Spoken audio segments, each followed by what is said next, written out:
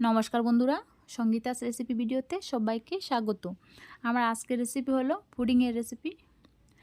এই পুডিংটা কিন্তু বাচ্চা থেকে বড় সবার কিন্তু খুব পছন্দ হবে। সুজি দিয়ে বানাবো পুডিংটা।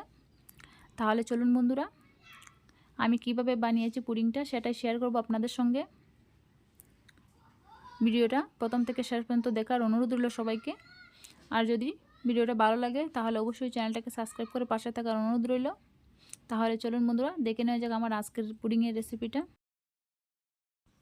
পুডিংটা বানানোর জন্য আমি প্রথমেই ক্যারামেল বানিয়ে নেব। তার জন্য একটা পাত্র বসিয়ে দিয়েছি গ্যাসের উপরে।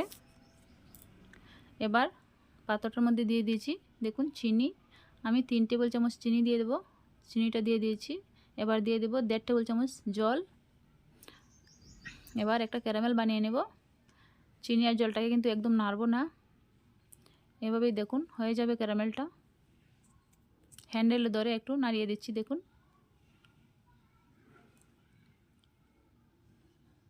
দেখুন আমার ক্যারামেলটা কিন্তু হয়ে যাচ্ছে, একদম রেডি হয়ে গেছে ক্যারামেলটা। এখন আমি ক্যারামেলটা নামিয়ে নেব।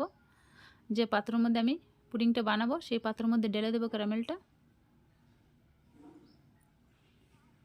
দেখুন একটা বাটির মধ্যে আমি জমাবো পুডিংটা, তার জন্য বাটির মধ্যে আমি ক্যারামেলটা ঢেলে দিয়েছি। দেখুন ক্যারামেলটা আমার বাটির মধ্যে সেট করে নিয়েছি। এখন আমি কড়ার মধ্যে দিয়ে দেব দুধ। আমি এখানে লিকুইড দুধ নিয়েছি হাফ লিটার। আমি দুধটা ঢেলে দিয়েছি দেখুন কড়ার মধ্যে। আর একটু দুধ আমি রেখে দিয়েছি, এটা আমি অন্য কাজে লাগাবো। দুধটাকে এখন আমি খুব ভালো করে জাল করে নেব প্রথমে।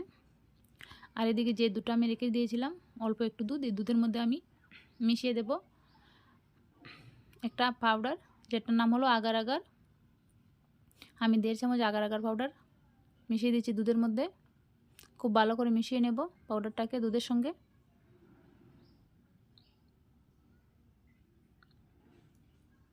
দেখুন দুধের সঙ্গে খুব ভালো করে কিন্তু মিশিয়ে নিয়েছি পাউডারটা। এইদিকে দুধটা কিন্তু আমার বলক এসে গেছে। দুধটাকে খুব ভালো করে জাল করে নিব।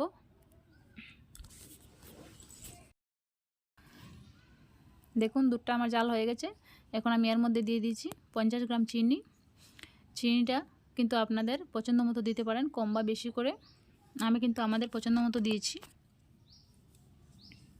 চিনিটা দিয়ে নাড়াচাড়া করে এখন আমি দিয়ে দেব সুজি। যেহেতু সুজি দিয়ে বানাবো পুডিংটা, তার জন্য সুজি দিয়ে দিচ্ছি। দেখুন আমি 50 গ্রাম সুজি একটু বেজে নিয়েছিলাম, হালকা একটু বেজে নিয়েছিলাম আগে থেকেই। এখন সুজিটা দিয়ে অনবরত নাড়া রাখতে হবে, না হলে কিন্তু সুজিটা লেগে যাবে বা দলা পেকে যাবে। সুজিটা কিন্তু সেদ্ধ হয়ে গেছে। এখন আমি যে আগার আগার মেশানো দুধটা, এই দুধটা ঢেলে দিয়েছি। দিয়ে অনবরত নাড়তে হবে। নাড়াচাড়া করে দুধটাকে আমি একটু ঘন করে নেব।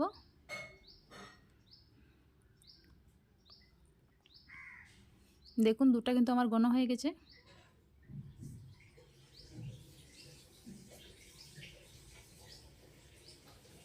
এখন আমি দুধটা নামিয়ে নেব। যে বাটির মধ্যে আমি পুডিংটা সেট করেছিলাম এই বাটির মধ্যে ঢেলে দিয়েছি দুধটাকে।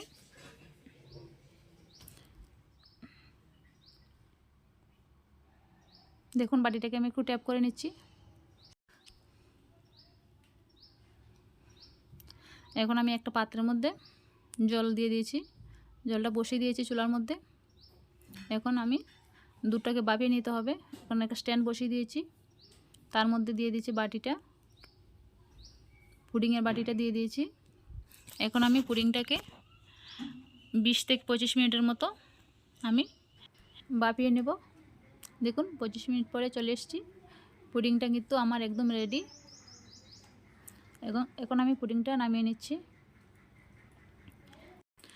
এখন আমি পুডিংটাকে ঠান্ডা হওয়ার জন্য রেখে দেবো কিছুক্ষণ, যাতে খুব ভালো করে ঠান্ডা হয়ে যায় পুডিংটা। ফিরে আসছি কিছুক্ষণ পরে। দেখুন পুডিংটা আমার কিন্তু ঠান্ডা হয়ে গেছে।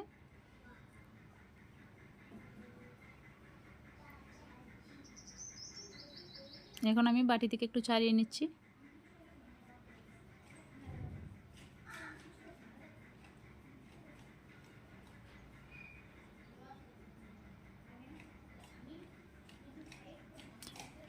দেখুন বন্ধুরা কত সুন্দর হয়েছে পুডিংটা। আপনারা কিন্তু অবশ্যই বানিয়ে দিতে পারেন বাচ্চাদের, খুব পছন্দ করবে বাচ্চারা এই পুডিংটা। আমার আজকের রেসিপি কেমন হয়েছে অবশ্যই জানাবেন বন্ধুরা। আর প্লিজ ভালো লাগলে সাবস্ক্রাইব করে পাশে থাকবেন আর অল নোটিফিকেশন অন করে রাখবেন, যখনই আমি কোনো ভিডিও ছাড়বো সবার আগে আপনার কাছে পৌঁছে যাবে। তাহলে দেখুন পুডিংটা একটু কেটে দেখাচ্ছি আপনাদের কতটা সফট হয়েছে।